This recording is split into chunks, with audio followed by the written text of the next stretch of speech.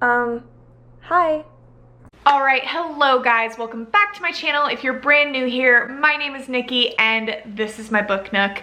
Guys, today we're talking about a book that has been on my TBR for so long now. Seriously, since I've been making videos on this channel, I have had this book recommended to me on repeat. It is Marriage for One by Maise. I have the UK edition in my hands, which is why it looks super cute and fun. I waited so long to read this book specifically because the cover just like didn't do it for me. I talk about this all the time on my channel. I know that we say like don't judge a book by its cover.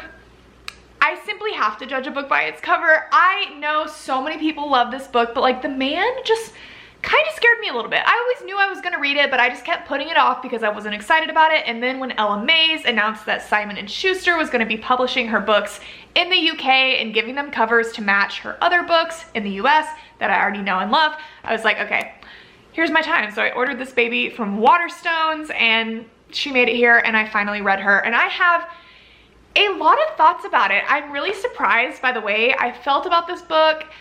There's just a lot to it. So as usual, I will give you guys my little spoiler-free synopsis and then we will dive a little bit deeper. So this story follows a woman named Rose. We meet her at the beginning of the story and we learn that she has just lost her uncle, and her uncle was really, for lack of a better term, her guardian. He basically raised her. She had a really rough childhood, a really rough upbringing, but the family that she knows best is her uncle and her cousins, essentially. So very sad that her uncle has passed away, but this does mean that now she is going to be given his property. It was always set in his will that this property that he owned on this street in New York was going to be passed down to Rose because it was always her dream to open this coffee shop, and so her uncle was leaving this property to her so that she could do that.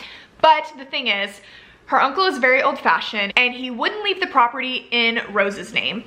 Rose was engaged at the time that her uncle first fell sick, and her uncle decided that he was going to leave the property in Rose's husband's name. But on the will, he never clarified her husband's name. He just simply said it's going to be left to my niece, Rose's husband. So this is where Jack comes in. Jack is Rose's uncle's lawyer. He's the one handling the estate, and he learns of this. He sees in the will, you know, this property is going to be left to Rose's husband. So he sees an opportunity and he basically, right out the gate, offers to marry Rose because it doesn't have to go to a certain person. It just has to go to her husband. So she just needs a husband and therefore she gets this property. So you might be wondering, what's in this for Jack? And you know, I was wondering the same thing. But it turns out, you know, Jack is just like, this would be beneficial for me. This property is really valuable. If it's in my name, that does good things for me. Also, he's a lawyer in New York City. He has to go to a lot of events. He's like, you can come be my arm candy. Like, we'll just be married for the 2 years required. You'll get your property. You'll get your dream of opening your coffee shop. All is well. Like, what do you say? So obviously, Rose is very confused by this because the two of them are essentially strangers. They met in passing one night at a party at her uncle's house, but otherwise they haven't interacted with one another. They don't know each other. So Rose finds this offer to be very wild, very crazy, not something that she is really wanting to do, but at the same time, she sees her dreams like slipping out of her grasp. All she wants is to open this coffee shop. It's something she's prepared for so long, and without this property, it's just not gonna happen. So long story short, she ends up agreeing. Her and Jack get married right at the start of the story, and this entire book is basically them just navigating this whole situation, them being married. Also, there's a lot going on with Rose's family. A lot of them have their eyes on the property as well, so there's some family drama, and that's really just what this story is. It's a marriage of convenience story. Obviously, as to be expected, there are some plot twists with this. There's a lot to it. You know, the lines always get blurred between, you know, is this fake? I'm spending a lot of time with you. Are we actually developing feelings now? You know how it goes in these marriage of convenience stories, but that's really all I can talk about without going too deeply into spoilers. I will say this book was very long. It doesn't look super long, but for what it was a very slow story. It was kind of like an odd pacing to me as well, because I think what I love so much about marriage of convenience stories is typically the ones that I've read that I've really enjoyed are ones where the couple has history, right? Like they know each other, and especially if they are not big fans of one another, but getting married really benefits each of them. It's so fun to see two people that do not like each other and do not want to be married be married and have to like live together, be around each other all the time, the forced proximity of that, like that just makes it so exciting and fun. Where in this story, the two of them were basically just strangers. So you kind of see them just become friends. There's never really like an enemies aspect to it. They just kind of like become friends, and then it slowly becomes more. And I think for me, that just like wasn't as exciting as a normal marriage of convenience that I would like to read. So it just felt kind of slow. It was a very slow build. Like you see Rose opening her coffee shop, and you see Jack kind of being there helping her. You also can kind of tell that there's some secrets being kept, some things that you know, Jack isn't sharing with Rose, and you're kind of waiting for all these things to be revealed. But really this entire story is the two of them essentially like starting to date, being around each other, becoming friends, slowly becoming more.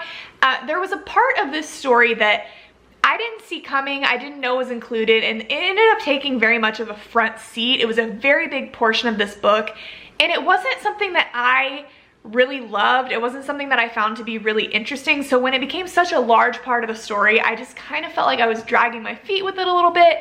But I will say, I love a slow burn, and I really love when you have to wait for physical things to happen in a book. Like that is what I prefer. I like to get crumbs. I want lingering touches. I want longing glances. I want to have to wait for anything to happen. I want it to gradually happen, and you very much get that in this book. And I will say, when the spice kicks in, it was incredible. Like toe curling, wild spice. I was like, Ella Maise, what are we doing here? It was so good. Like I had to go back and reread some parts of it. I was like, hot damn, like well worth the wait for this spice alone. Like very, very impressed with that. But from there, like, I don't know, you guys might be able to tell, like, I just wasn't super obsessed with this book, and I don't know what it was. I liked the guy in the story, but I just don't think I felt super emotionally attached to the girl, and I didn't feel super emotionally attached to them together. Like I just didn't feel the chemistry super intensely like I would have liked to. Ella Maise actually has another book. Hold on, let me go grab it. She has another book called To Love Jason Thorne. This was the first book by her that I read. This is also a marriage of convenience book, and I loved this book. I ate up every second of it. I just thought the story with this one was so much more interesting. This one is a brother's best friend story. It's about this girl that, you know, grew up with this boy living next door, being best friends with her brother, and then she ends up kind of getting her heart broken by him in one way or another, ends up going on to be a writer. She writes this book kind of inspired by her love for him and like the story that she wished that they had together. In the meantime, he becomes a famous actor, and then her book gets picked up for a movie, and guess who they want to play the role of the main character?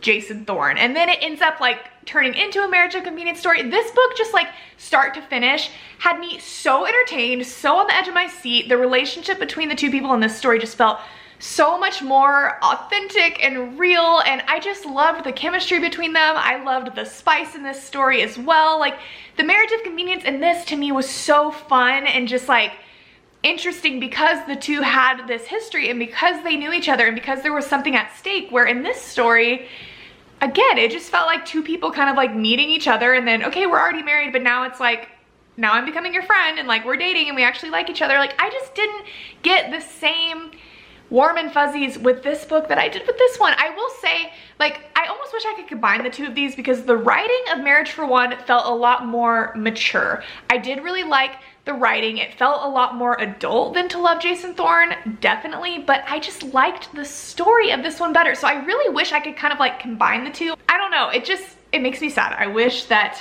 they could be one and the same. But yeah, honestly, what I'm trying to say is, if you've been thinking about reading either one of these books, if you're looking for a marriage of convenience, I would seriously recommend To Love Jason Thorne over Marriage for One. And that's just my personal opinion. I don't know why this book didn't hit me and grip me in the same way I feel like it did for so many other people. Like I remember, I don't know if it was last year or the year before, but this book was everywhere and so many people were saying it was like their favorite book of the entire year.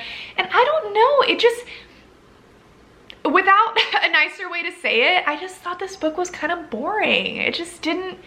It didn't do much for me. It was a lot of just like day-to-day tasks and hanging out with each other and going to events and like being at her coffee shop. You got to see him like walk her to work and pick her up from work 5,000 times, and him in his office. And again, the large part of the story that I'll talk a little bit more about in a second, but it just felt really slow and like there just wasn't much to it. The plot twist was kind of wild for sure when that came up. It was something I kind of did see coming because it is hinted at throughout the book, but I did really like what people like to call the third act breakup.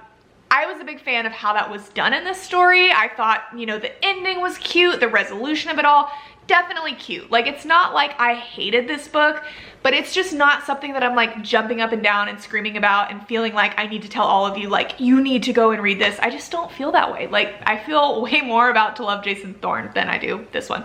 But yeah, for those of you that have read this book and want more of my thoughts, I'm gonna get into spoilers now. So anyone else that has not read it, if you're planning to try it out, please exit and come back and we'll have our little book club moment once you do. Okay, let's talk about my kind of like journey with this book. When it started out, and I understand now why it was like this, when it started out, I was just so confused about why Jack was marrying her, right? I was like, why would he do this? Why would he agree to this? Why would she agree to this? Like, nothing about it made sense to me. Like, I always feel like in a marriage of convenience or a fake dating story, it's very clear what is in it for each part of the couple. And there's always something that like makes sense, that they really are mutually benefiting from this. Where him, I was like, why does he need this property? He's already super rich. And I just think it's funny that Rose didn't question him a little bit more. Like, I get she wanted her coffee shop, totally get that. But I just feel like if it was me, I'd be like, dude, I don't get it. Like, let's have a chat. What's really in this for you? But whatever, once they got together, you know, I just thought there was gonna be a little bit more tension between them. I obviously liked that he was like grumpy and she was kind of a sunshine like that. That's always fun, but yeah, I just felt like it was really, really slow to build to anything, and not in like that super tense kind of way. Like, I wasn't like, ooh, like angst and tension. It just felt slow. And, you know, her getting her coffee shop open and him, I mean, the guy in this book was really, really sweet. You know, I'm an acts of service girly, and Jack really does speak to my heart in that way. He was so sweet to her. He did so many things for her. He was always there to help her out. He really cared about her.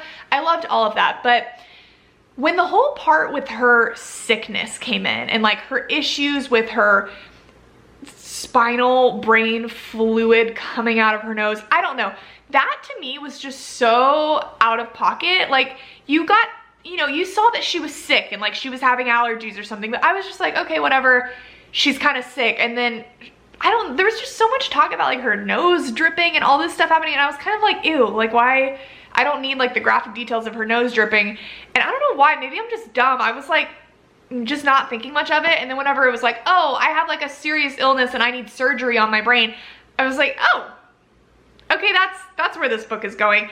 I just felt like that was such a big chunk of the story, and I just wasn't interested in it. I know the whole point of it was to show that like Jack was caring and he, you know, he took care of her. We love scenes where like the guy takes care of the girl while she's sick. Like, that's always cute, but I don't know. Again, it's just like, oh, we're in this fake marriage and like you don't have to do all this for me, and he's just going out of his way, which made him look very sweet, but I just didn't think that this was gonna be like a sickness story. And then when it came down to it, it just felt pointless to me because her sickness wasn't even like that serious. Like, she just had her surgery and got over it and all was fine. And so I was just kind of like, what was the point of that? I just thought that there was like different routes we could have gone with that. But then from there, you know, again, you get the big plot twist, and you know that he kind of planned this all along, and he paid off her fiance to break up with her.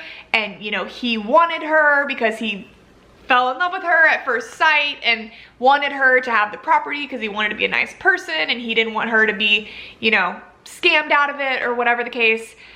I mean, I thought that whole scene was like very good. I thought it was an interesting third act breakup, like I said, and I thought the way it was handled and how, you know, she refused to let that get in the way, and she was willing to admit, like, I don't care, we're past that, I love you. Like, the whole ending definitely was cute and had me going like, aw. But yeah, I mean, like I said, I don't want to be a broken record. It just didn't do a lot for me. The spice did everything for me. The spice was off the charts. Like, I was like biting my knuckles and kicking and screaming whenever that was going on. It was so good. But I'm telling you, if the spice wasn't as good as it was, I would not be sitting here saying much about this book. It just was really kind of boring and slow to me. And I know that I'm in the minority when I say that, because again, so many people love it, but I just am here to give you guys my opinion. I'm here to be honest as always, and this honestly just didn't do it for me. And I know that like it's not an Ella Maise issue because I love this book. So I'm definitely gonna try out her other ones. I still need to read To Hate Adam Connor. I have that on my shelf. I also have The Hardest Fall on my shelf. So I have not by any means given up on Ella Maise. I just don't think this book was for me. That doesn't mean it's not gonna be for someone else, but this just, I don't know. I just wasn't super impressed. And that is just my opinion. If you guys have read this book, I would love to hear all your thoughts down below. Please be kind. Don't be angry at me because I didn't like it. I hope you loved it. If you guys loved it, that makes me so happy for you. But yes, guys, if you've read any of Ella Maise's other books, if you have any to recommend to me, I would love to hear them. But yeah, that is it for me today. Thank you guys so much for watching, and I will talk to you very soon. Bye.